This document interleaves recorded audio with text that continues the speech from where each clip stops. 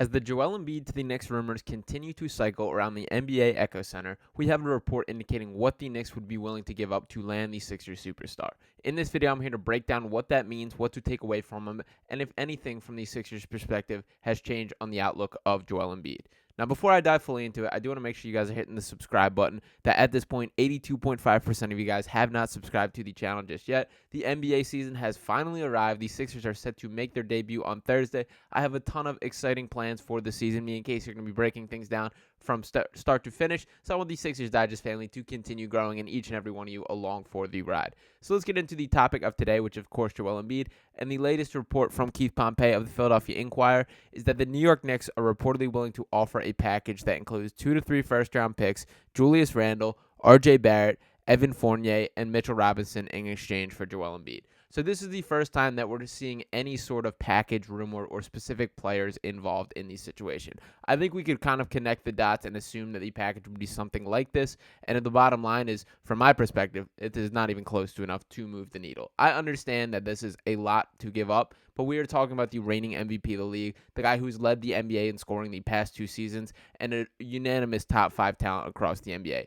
It takes a lot. Generally, my rule of thumb when it comes to the NBA is the team that gets the best player in the deal wins the trade, and there's very little room to go up from Joel Embiid. Very little room to go up from the guy that is the MVP of the league. Now, this report comes on the heels of this being the report that there is scuttlebutt around the league that Joel Embiid wants to join the Knicks per Chris Broussard. I know Casey had an awesome video breaking that down that you guys can check out as well. But from this specific situation, we know that there has been the connections here. We know that Joel Embiid's former agent is now involved in the Knicks front office, that being Leon Rose, that there are the connections here. The Knicks, more so than anybody, have been itching to add an NBA superstar, and Joel Embiid is the one that teams are starting to squint at and think maybe he is a guy that can shake loose. I'm a Joel Embiid guy. We have been here from start to finish. He is the process. He embodies this Sixers era of basketball more so than any player on any team. That when you kind of make these comparisons, I give Joel Embiid a lot of leeway with things because of the things that he's lived through. He's had to deal with things that superstars just purely can't, and it is unfair to put him on the same playing field. I mean, I'm talking about a general manager being forced out of town for talking trash on Joel Embiid on burner accounts. We're talking about 2 number 1 overall picks who either forgot or refused to shoot the basketball from a jump shot vicinity. We're talking about Jimmy Butler coming in, being unhappy with Ben Simmons, the Ben Simmons holdout situation, now the James Harden holdout situation. The list goes on and on as far as things that Joel Embiid has had to deal with. And the bottom line is he's been the stabilizing force to the franchise, that you cannot separate the Sixers and Joel Embiid, that Joel Embiid has been the stability of the Sixers, that even when you can want to compare him to some of his peers, and I think the closest peers in this type of conversation would be Giannis Antetokounmpo with the Milwaukee Bucks and Nikola Jokic with the Denver Nuggets.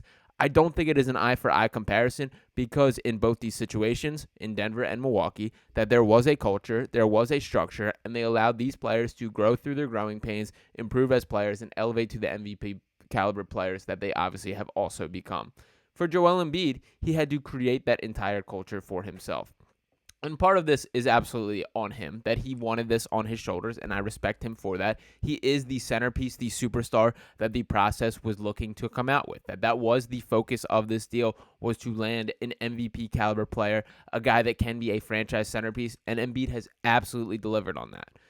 But to kind of get into this spot, it's unfair to him to hold all these wars of the organization against him, all the crimes of the organization against this specific player, and I feel like that happens to Embiid all too often. Yes, he has to wear some responsibility for not elevating his game in the playoffs. Yes, there are shortcomings, the injury concerns. You can come up with your critiques. He is not perfect, but neither is anyone else. Now, to circle back to this specific offer here that I want to dive into, once again, the Knicks are reportedly willing to offer a package that includes 2 to 3 first-round picks, Julius Randle, R.J. Barrett, Evan Fournier, and Mitchell Robinson in exchange for Joel Embiid. Let's take this bit by bit here. For starters, Julius Randle is the centerpiece of this deal, a guy that I have zero interest in. That Julius Randle, while a fine player and a guy who deserves credit for kind of turning his career around, that he looked to be going down the pathway of an NBA bust after his time at Kentucky through his first seasons in the league. Kind of a post-oriented player at Kentucky in his first couple years with the Lakers. He's turned things around and changed his game in a way that I did not think was possible. He's got much more shot creation. He's a guy with an impressive handle for his size, and he is a good player. but he's also a guy that is a loser, that I don't believe that you can win anything with Julius Randle as a key part of your team. I think he's a shot chucker, a guy that brings vibe, bad body language. A lot of critiques that are thrown at Embiid, I believe, also apply to Julius Randle, aside from the fact that Julius Randle is significantly less talented than Embiid. So I'm not interested in Julius Randle. And I understand from a pure talent perspective, this is probably near the top of what the Knicks could offer. He is likely their best player, and their other best player in this would be RJ Barrett, who is also involved in the deal. Now, RJ Barrett is another interesting one. The people who are fans of RJ, you can absolutely find your reasons to. I personally do not sit on that I believe he's more of a theoretical basketball player than one in actuality. That in theory, he's the exact model of basketball player you look for. He's got real deal NBA size, athleticism, wing, got a nice lefty stroke, and he has games where you can see it, where this guy could be on the path to NBA stardom. But then there's games where he just purely doesn't, and he looks like a guy that is harmful to have on the court. I believe he also has a lot of losing habits, and that's kind of the common denominator with this. To be honest, Jalen Brunson is the only guy on the Knicks that I look at. Quentin Grimes I like quite a bit as well. But Jalen Brunson is the guy that I look at and say, like, that guy brings winning culture. That is the reason this franchise is heading direct, and that is the captain of the ship. Both R.J. Barrett and Julius Randle are guys I believe are bringing the ship down with them, and I want zero interest with that with these Sixers. Now let's look beyond this at the other pieces of the deal. Evan Fournier is a nothing, that he is a salary piece in this. He's a fine rotational player that is basically out of the rotation in New York already. Mitchell Robinson, a nice lob-catching center, but far from the stratosphere of Joel Embiid. And those 2 to 3 first-round picks, guess what, aren't going to be that valuable when you're trading the MVP of the league to that team. And all of a sudden, the Knicks are a very good championship contending team, and those picks are landing in like the 28th to 32nd range, something along those lines. The tail end of the first-round pick just simply are not worth it in this type of deal. So what do the Sixers go from here? For starters, you try to keep Joel Embiid healthy. That the bottom line is Joel Embiid is a very intelligent human being. I think that goes under the radar in all the conversation, that for the most part, a lot of players are there to hoop. They go to the gym. That's their day-to-day. That's all they're focused on.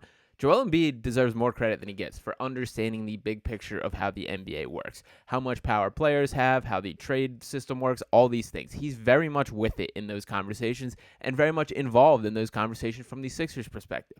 So Embiid is not stupid. He's watching this James Harden situation play out, and how this situation ultimately resolved is going to play a massive role in his future.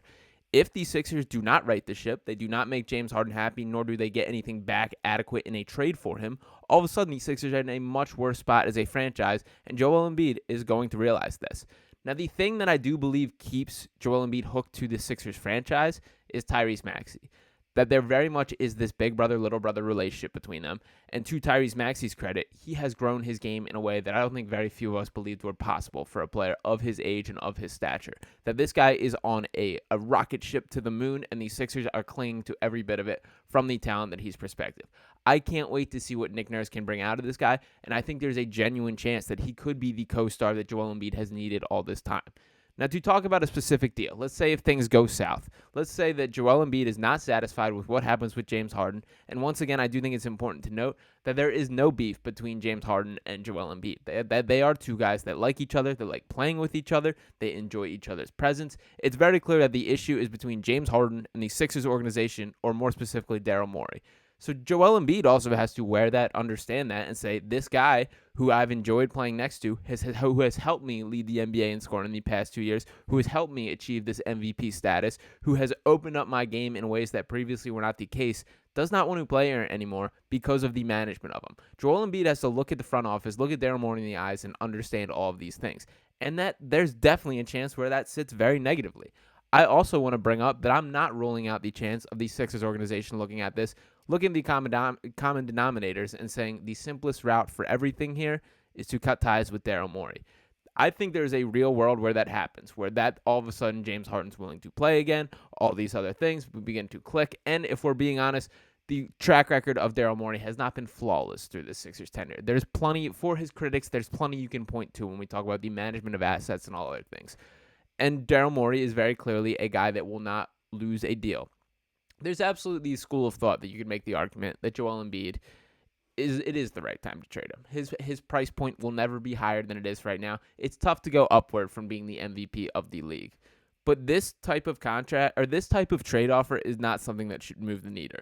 Something that I think is a more adequate comparison would be something of the Kevin Durant trade that occurred last year. And to pull that up specifically, what that looked like, a four-team deal, between the Suns, Nets, Bucks, and Pacers. And the basis of it was the Suns getting Kevin Durant and TJ Warren. The Nets, who ultimately traded away Kevin Durant in the deal right at the deadline, got back Mikal Bridges, Cameron Johnson, the Suns' 2023 first-round pick, the Suns' 2025 first-round pick, 2027 first-round pick, 2029 first-round pick, a pick swap in 2028, a Bucks second-round pick, so 2 Bucks second-round picks, and the draft rights to another player.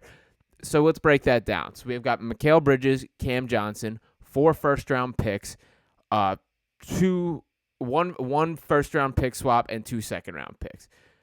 Compare that to the Knicks offer, it's not close. Now, some people want to argue that Kevin Durant should hold another value. I push back wholeheartedly against that. That Joel Embiid is 6 years younger than Kevin Durant, and if we're being honest, has a cleaner injury record than Kevin Durant. No, Joel Embiid is far from perfect in that category as well. We know the injury concerns with him. He is a big man. He has had his issues, but Kevin Durant has been unable to stay on the floor as well. He's 36 years old, and that was the deal that ultimately get done.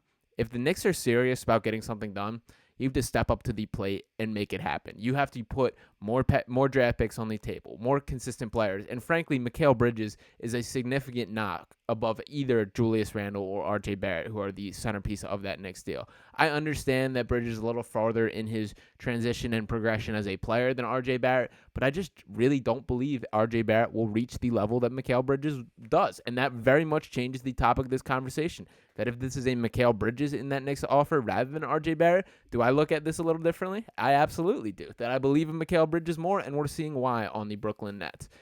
So the bottom line to me is I don't think it really matters. I think that regardless of what offer is put in Daryl Morey right now, he is chucking that right over his shoulder and into the trash can until he sees how things played out. That Daryl Morey came to the Sixers to win a championship. While it has been far from a clean route to get that, that goal has not changed. That he is going to see how this James Harden situation plays out. And I think really the conclusion of that is going to dictate the direction of this franchise one way or another. I'm not saying that will directly lead to a Joel Embiid trade, and frankly, you don't trade Joel Embiid until he marches into your office and says, I want out of here. But for the time being, I guess we have to keep seeing these rumors, and I don't expect them to stop for the length of the season. I think this is something that we should buckle up and be braced for, that as long as there's uncertainty within the Sixers organization, we'll continue to be seeing these types of rumors. Whatever happens, I will be there each step of the way to be breaking things down for you. Let me know your thoughts in the comments. What would be a reasonable trade package for Joel Embiid to you? Are you against any type of trade, or is there a price point which you consider? I want to hear it all. So make sure you're dropping a comment. Let me know your thoughts. Drop a like on this video. And once again, don't forget to hit that subscribe button and ring that bell so you're not missing out on any content. I will talk with you next time right here in Sixers Digest. Peace.